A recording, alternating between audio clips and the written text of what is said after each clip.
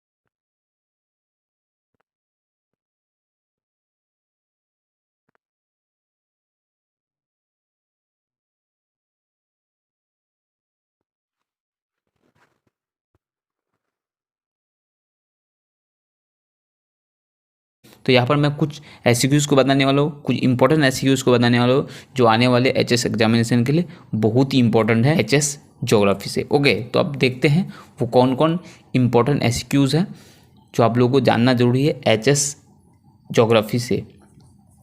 Question है one is define man land ratio, बहुत ही इंपॉर्टेंट क्वेश्चन है। Question number two, what is meant by eye of cyclone. Question number 3, what is overpopulation? Question number 4, what is jet stream? 5, what is meant by fourth phase of demographic transition model? Question number 6, define golden quadrilateral. Question number 7, what is material index? Question number 8, which industry is called footloose industry? Question number 9, what is ancillary industry? Question number 10, what is the main merit of crop rotation? Question number 11, what is crop rotation? Question number 12, what is ozone hole? Question number 13, what is elevation? E for elevation. Question number 14, what is humus? Question number 15, define flash flood. Question number 16, what is widow's water? Question number 17, give two example of biodiversity hotspot in India. Question number 18, what is tombolo? Question number 19, what is meant by aquifer? Question number 20, what do you mean by biodiversity hotspot? Question number 21, what is coral reef? Question number 22, what is backwash? Question number 21, what is atoll? तो मैं यहाँ पर 21 SKUs को बताया। Okay, तो ये आप लोगों को पता होगा।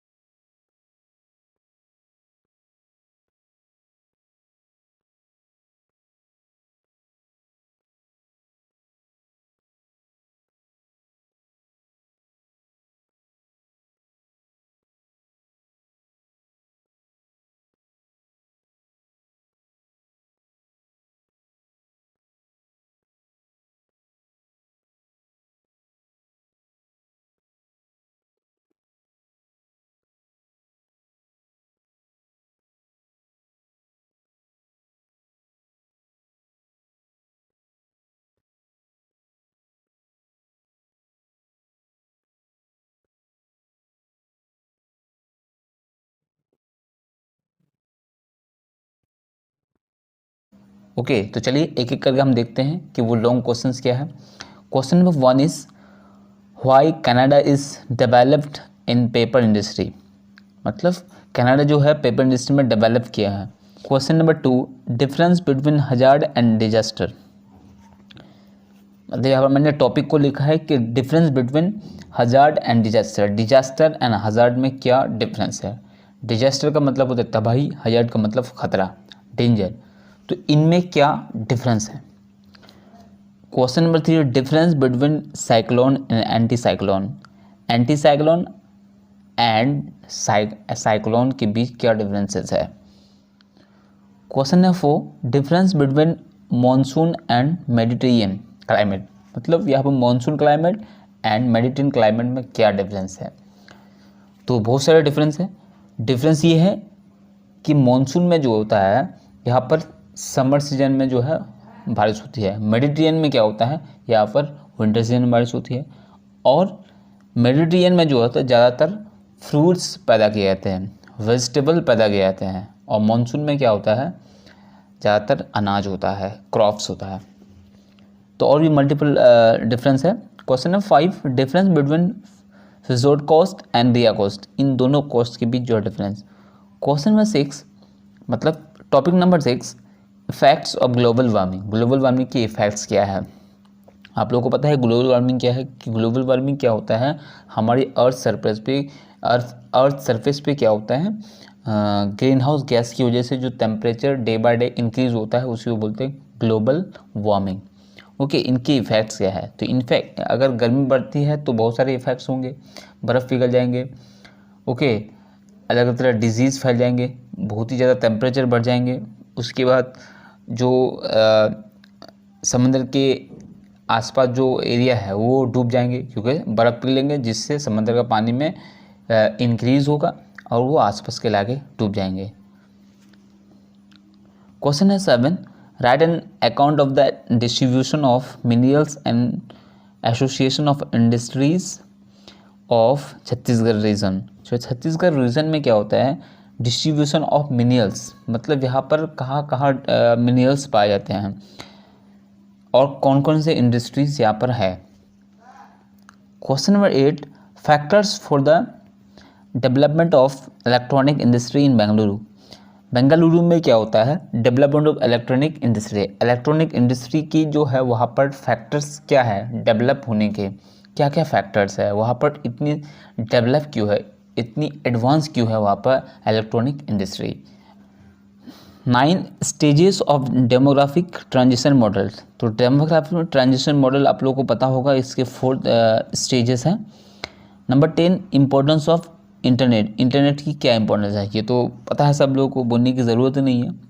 11, effects of ozone depletion. Ozone depletion क्या है, मतलब ओजोन का जो लेयर है स्ट्रेटोस्फीयर में, तो उसमें क्या हो गया है, ग्रीन हाउस गैस की वजह से, पोल्यूशन की वजह से, डिफरेंट टाइप ऑफ पोल्यूशन की वजह से क्या हो गया, उस लेयर में क्या हो गया, सुराख हो गया है, या फिर वो लेयर में जो है वो लेयर में बैड इफेक्ट डाल रहा है, तो उन्हीं को बोलते हैं ओजोन डिप्लेशन। तो इसके इफेक्ट्स क्या होंगे, तो जो डेंजर रेज है सनलाइट की, तो वो ज़मीन पर आ जाएंगे, जिससे अलग अलग डिजीज़ होंगे। तो और भी फैक्टर्स हैं, और भी मतलब इफेक्ट्स हैं। Question number 12, cycle of erosion as describe by William Morris Davis. तो साइकिल ऑफ एरोजन जो है, एरोजन, तो वो विलियम मॉरिस डेविस के थ्रू जो है, उसके पॉइंट ऑफ व्यू के थ्रू, उसके थियोरी के थ्रू किस तरह से साइकिल ऑफ एरोजन को डिस्क्राइब किया है वो आप लोगों को बताना है। Question number 13, coffee cultivation. Coffee cultivation मतलब कॉफ़ी को किस तरह से कल्टीवेट किया जाता है, मतलब कह सकते हैं geographical condition of coffee cultivation, मतलब कॉफ़ी को किस तरह से कल्टीवेट किया जाता है, किस तरह की मिट्टी में किया जाता है, किस तरह की ज़मीन में किया जाता है, तो ये सारी चीज़ें। Question number 14, causes of uneven distribution of population. Population की अनइवन डिस्ट्रीब्यूशन मतलब हर जगह पॉपुलेशन एक जैसे नहीं है, कहीं पर ज़्यादा है कहीं पर कम है। इसके कॉजेज क्या है, तो इसकी कॉजेज मल्टीपल है। सबसे पहले क्या है, बहुत सारे फैक्टर्स हैं। तो ट्रांसपोर्टेशन है, मतलब आने जाने की जो सहूलत है वो, उसके बाद घर बनाने की सहूलत, पानी की सहूलत, खेती बाड़ी करने की सहूलत, ये हर चीज़ के बिना पर ही क्या होता है, अनइवन डिस्ट्रीब्यूशन ऑफ पॉपुलेशन होता है। अब पहाड़ी इलाका में घर बनाना बहुत मुश्किल है, तो इसलिए वहाँ पर कम है, खेती बाड़ी सही से नहीं होती है वहाँ पर। तो बहुत सारे फैक्टर्स हैं जिनकी वजह से अनइवन डिस्ट्रीब्यूशन ऑफ पॉपुलेशन होता है। तो सबसे ज़्यादा जो पॉपुलेशन होती है वो कहाँ पर, प्लेन रीजन में, मतलब मैदान वाले एरिया में। Question number 15, interruption of fluvial cycle of erosion. Cycle of erosion में जो है इंटरप्शन आ जाते हैं, मतलब रुकावट आ जाते हैं, ऑब्स्टिकल आ जाते हैं, वो क्या है। 16, role of man in biodiversity destruction, मतलब बायोडाइवर्सिटी डिस्ट्रक्शन में मैन का, मतलब इंसान का, ह्यूमन बींग्स का क्या रोल है, क्या रोल प्ले करता है बायोडाइवर्सिटी डिस्ट्रक्शन, मतलब बायोडाइवर्सिटी को डिस्ट्रॉय करने में, उसको बर्बाद करने में इंसान क्या रोल प्ले करता है, उसको लिखना पड़ेगा। तो इंसान जो है, आप लोगों को एक चीज़ समझना है, जितनी भी पोल्यूशन होती है उन पोल्यूशन में जो मेन रोल होता है वो किसका होता है, ह्यूमन बींग्स का होता है। ओके, कोई भी पोल्यूशन आप लोग ले लो, air pollution, water pollution, soil pollution, noise pollution, तो जितने भी पोल्यूशन हैं, सारे पोल्यूशन की जो जड़ है वो है ह्यूमन एक्टिविटीज़, जिसकी वजह से अलग अलग तरह के पोल्यूशन होती है। हर एक पोल्यूशन दूसरे पोल्यूशन से इंटरकनेक्टेड है। जैसे कि मेरे पॉइंट ऑफ व्यू के मुताबिक क्या है, सबसे ज़्यादा जो ख़तरनाक पोल्यूशन है वो क्या है, वो है एयर पोल्यूशन। तो एयर पोल्यूशन की वजह से क्या होती है, एसिड रेन होती है। तो एसिड रेन की वजह से क्या होते हैं, अब एसिड रेन आप लोगों को पता होगा कि जो भी बारिश होती है तो हम लोग बहुत सारी खतरनाक गैस पैदा करते हैं, जैसे गाड़ी के थ्रू, फैक्ट्रीज के थ्रू। ये गैस जब पानी के साथ मिलेंगे तो एसिड रेन बन जाएंगे। तो ये एसिड रेन जहाँ पर भी होंगे, मान लें कि खेती बाड़ी वाले एरिया में होंगे तो खेती बाड़ी बर्बाद हो जाएंगे, मिट्टी बर्बाद हो जाएंगे। प्लांट्स जहाँ पर है वहाँ पर अगर होंगे तो प्लांट्स बर्बाद हो जाएंगे। अगर यही एसिड रेन कहीं पानी में मिलता है तो फिर पानी को गंदा कर देता है, पानी को एसिडिक बना देता है, जिसकी वजह से मल्टीपल वहाँ पर जो है इफ़ेक्ट्स पैदा हो जाते हैं। जैसे अब पानी में एसिड रेन होने से क्या होते हैं, वहाँ पर जो फिश है, वहाँ पर जो भी एनिमल्स है, जो भी एक्वेटिक एनिमल्स है, उनको प्रॉब्लम होती है, ख़ास तौर पर जो है जो खेती बाड़ी है, एग्रीकल्चर है, उन पर ज़्यादा इफेक्ट पड़ते हैं। ओके, अब एक्सीडेंट घरों में होते हैं, बिल्डिंग्स में होते हैं, पुल्स में होते हैं, तो किससे क्या होता है, वो बर्बाद हो जाते हैं, उसमें जो क्रैक्स पड़ जाते हैं। जैसे कि ताजमहल को ले लीजिए, अलग अलग पुल्स को ले लीजिए, अलग अलग ब्रिज को ले लीजिए, अगर वहाँ पर एक्सीडेंट होते हैं तो उनमें भी नुकसान होता है। तो सबसे ज़्यादा जो खतरनाक है वो है एयर पोल्यूशन। तो बायोडाइवर्सिटी को बर्बाद करने में मैन का, इंसान का बहुत ही बड़ा रोल है। क्वेश्चन नंबर 1 है, define chemical weathering, describe the different methods of chemical weathering.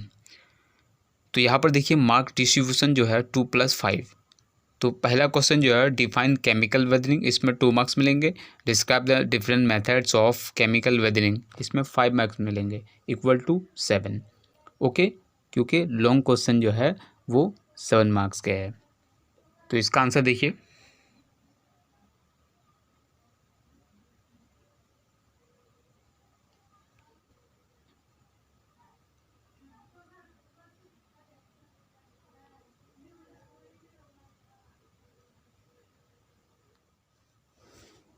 Next question is question number 2, distinguish between mechanical and chemical weathering. Mechanical weathering and chemical weathering में डिफरेंस लिखना है। तो ये अकेले नहीं आएगा, इसके साथ कोई भी और एक क्वेश्चन होगा। ओके, तो मैं यहाँ पर ये इंपॉर्टेंट क्वेश्चन है इसलिए आप लोगों को बता रहा हूँ।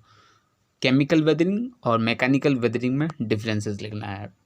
तो यहाँ पर देखिए मैंने 5 डिफरेंसेस बताए। Next question is question number 3, describe the effects of weathering. Weathering के क्या क्या इफेक्ट्स है वो लिखना है। तो ये बहुत ही इंपॉर्टेंट क्वेश्चन है। तो तो देखिए यहाँ पर जो इफेक्ट्स है, ये 2 इफेक्ट्स है, 2 मेजर इफेक्ट्स है। क्या इफेक्ट्स है, एक पॉजिटिव इफेक्ट्स, एक नेगेटिव इफेक्ट्स। तो ये दोनों इफेक्ट्स यहाँ पर देख लीजिए क्या है।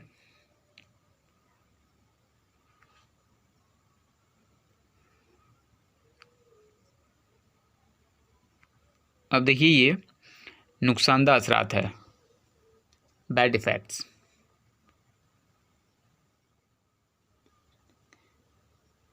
Distinguish between epeirogenic movement and orogenic movement, इन दोनों मूवमेंट में क्या डिफरेंसेस है। तो देखिए यहाँ पर कितने डिफरेंस है। तो अगर ये क्वेश्चन जो है ये भी अकेले नहीं आएगा, इसके साथ कोई भी और एक क्वेश्चन होगा। ओके, तो यहाँ पर मान लेते हैं अगर ये डिफरेंस 2 मार्क्स के लिए आए तो 2 पॉइंट्स एक्सप्रेस करना है, अगर 3 मार्क्स के लिए आए तो 3 पॉइंट्स लिखना है। Okay,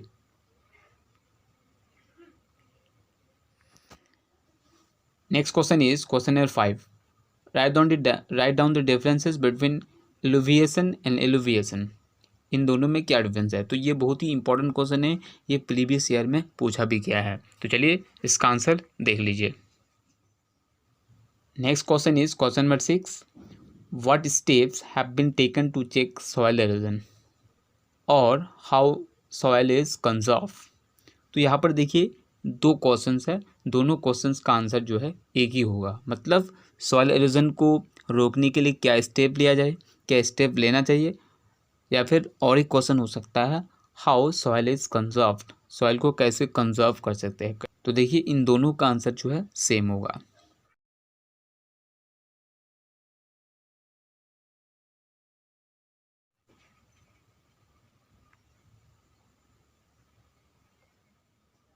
question number 7, what are the causes of soil erosion in India. Soil erosion के क्या क्या कारण हैं, क्या क्या कॉज है, तो वो लिखना है इंडिया में खास करके। तो देखिए क्या क्या कॉजेज है।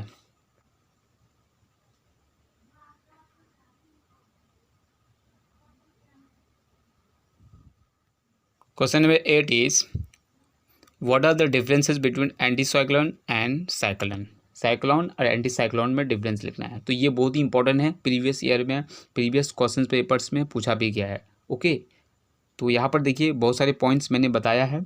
तो अगर 2 मार्क्स के लिए आए तो 2 पॉइंट्स लिखना है, अगर 3 मार्क्स के लिए आए तो 3 पॉइंट्स, 4 मार्क्स के लिए आए तो 4 पॉइंट्स लिखना है। ठीक है, तो इसलिए मैं कुछ ज़्यादा ही पॉइंट्स आप लोगों को बता रहा हूँ। तो देखिए इसका answer,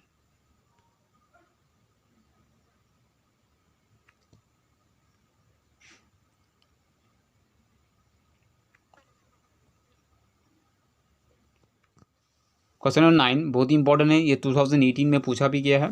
mention the geographical condition and economic importance of halophytes. तो हेलोफाइट्स एक तरह के प्लांट्स है। ओके, तो हेलोफाइट्स प्लांट की जो है क्या इंपॉर्टेंस है, इकोनॉमिक क्या इंपॉर्टेंस है, और इसके ज्योग्राफिकल कंडीशन क्या है हेलोफाइट्स के। ठीक है, तो ये बहुत ही इंपॉर्टेंट क्वेश्चन है, 2018 में पूछा भी गया है। तो इसका आंसर देखिए,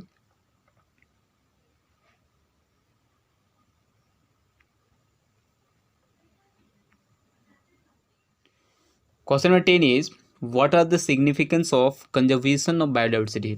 बायोडाइवर्सिटी को जो कंजर्व करेंगे उसकी क्या सिग्निफिकेंस है, क्या इंपॉर्टेंस है, ये लिखना है। तो ये क्वेश्चन भी अकेले नहीं आएगा, इनके साथ कोई और क्वेश्चन ऐड होगा। ठीक है, तो अगर 5 मार्क्स के लिए है तो 5 पॉइंट्स लिखना है, अगर 2 मार्क्स के लिए है तो 2 पॉइंट्स, 3 मार्क्स के लिए है तो 3 पॉइंट्स। ठीक है, तो ये देखिए इसका आंसर,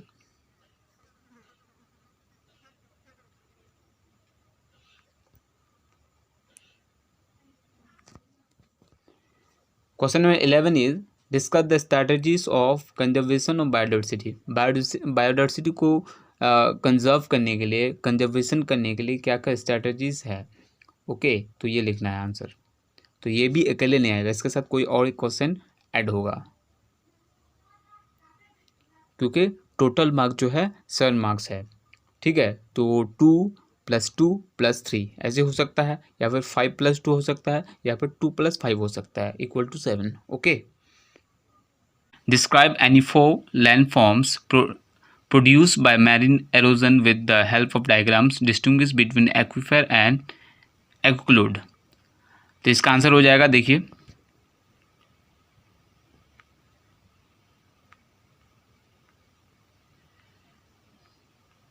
वो नीचे वाला जो क्वेश्चन है, देखिए इसमें मार्क डिस्ट्रीब्यूशन कितना है, 5 + 2। तो ये जो 1 नंबर क्वेश्चन है वो ज़्यादा इंपॉर्टेंट नहीं है, लेकिन जो नीचे वाला क्वेश्चन है एक्यूफेयर में जो क्वेश्चन है वो बहुत ही इंपॉर्टेंट है 2 मार्क्स के लिए। ठीक है, next question is question number 2, distinguish between monsoon climate and Mediterranean climate, what is soil profile. तो ये बहुत ही इंपॉर्टेंट क्वेश्चन है एग्जाम के लिए। Distinguish between monsoon climate and Mediterranean climate, इन दोनों क्लाइमेट में क्या डिफरेंसेस है। तो और इसमें और एक क्वेश्चन जुड़ा हुआ है, what is soil profile, soil profile क्या है। तो इसमें जो मार्क डिस्ट्रीब्यूशन है वो क्या है, 5 + 2। तो पहला जो क्वेश्चन है उसमें 5 मार्क्स मिलेंगे, और दूसरा जो क्वेश्चन है उसमें 2 मार्क्स मिलेंगे। ओके, तो देखिए इसका answer,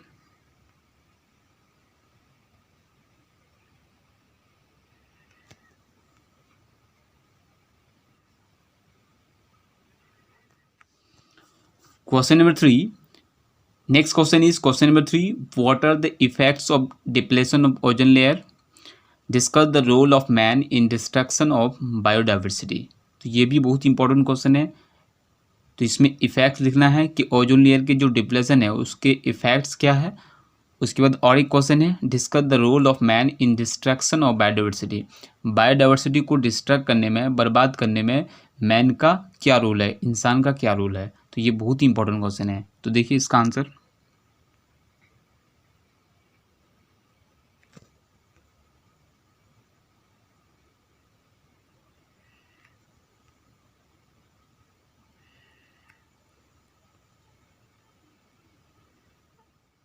next question is question number 4, describe the problems of urbanization. Urbanization की क्या प्रॉब्लम है। तो इसका आंसर देखिए,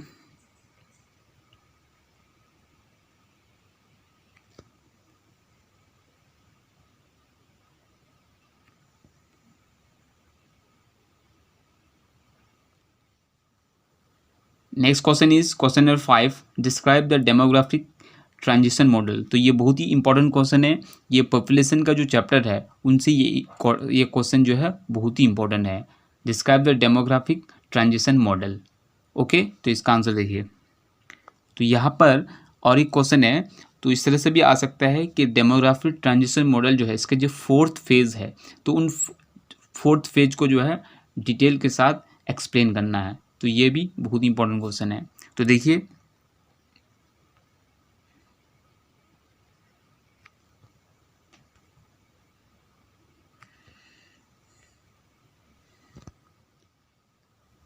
question number 6, divide India on the basis of density of population. तो यहाँ पर इंडिया को डिवाइड करना है on the basis of density of population, population density के बेस पर। इसमें और एक क्वेश्चन हो सकता है, लेकिन आंसर सेम होगा। Explain the trends of the rate of growth of population in India. तो अलग अलग एरिया पर जो है पॉपुलेशन ग्रोथ उसकी रेट क्या है।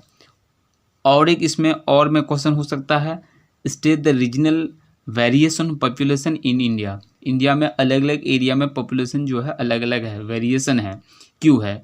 तो इन तीनों क्वेश्चन का आंसर जो है बहुत ही इंपॉर्टेंट है, और तीनों क्वेश्चन का आंसर जो है एक ही होगा। तो देखिए इसका answer,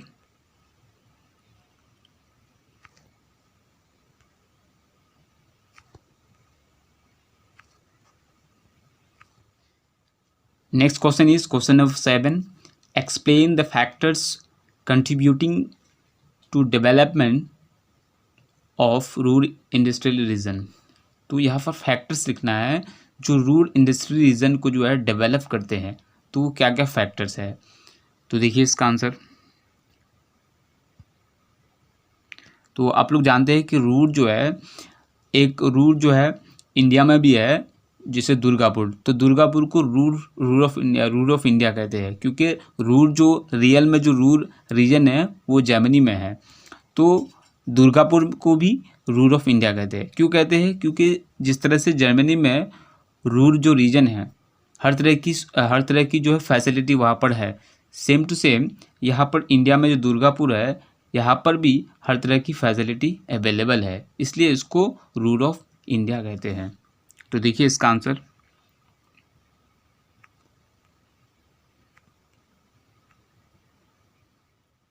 question number 8, what are the different problems in production of rubber in Brazil.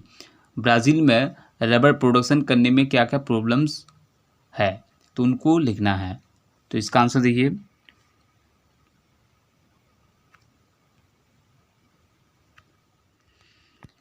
Question number 9, analyse the factors responsible for the development of petrochemical industry in western India. Western India में जो petrochemical industry है उसको develop करने में क्या क्या factors है, क्या क्या फैक्टर्स रिस्पॉन्सिबल है। तो ये क्वेश्चन जो है 2015 में पूछा भी गया था। तो देखिए इसका आंसर क्या है,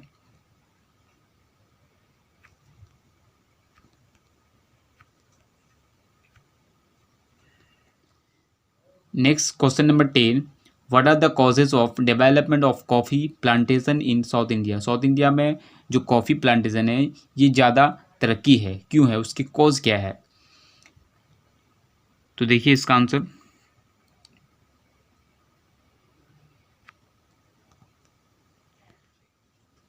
question number 11, describe the importance of market gardening. Market gardening की क्या इंपॉर्टेंस है। तो यह अकेले ये क्वेश्चन पूछा नहीं जाएगा, इनके साथ कोई और भी क्वेश्चन जो है कनेक्टेड होगा।